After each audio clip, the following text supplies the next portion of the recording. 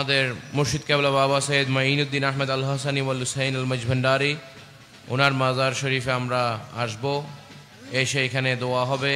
এখানে আরেকটি এডিশন আছে আমাদের যুব ফোরামের এই বছরের গাছ লাগানোর, যে আমরা প্রত্যেক বছর আমরা কিছু উদ্যোগ নেই, ক্যাম্পেইন করি। এই বছরের আমাদের মূল ক্যাম্পেইনই হচ্ছে এই কলমগুলোই।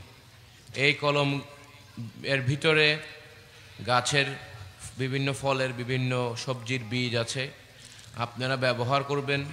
ব্যবহার করার পরে যখন এই কলমের কালি শেষ হয়ে যাবে, আপনারা আপনাদের ঘরে যে কোনো একটি পানির পাত্রে কলমটাকে রেখে দিবেন।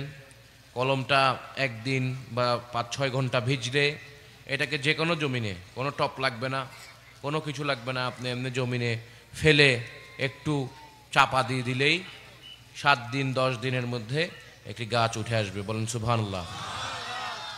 আপনারা এই কলমটি সংগ্রহ করবেন। এই আমাদের সকল মেম্বার্সদের এই কলমগুলা সংগ্রহ করা ইজ এ ম্যান্ডেটরি, এটা অতি জরুরি।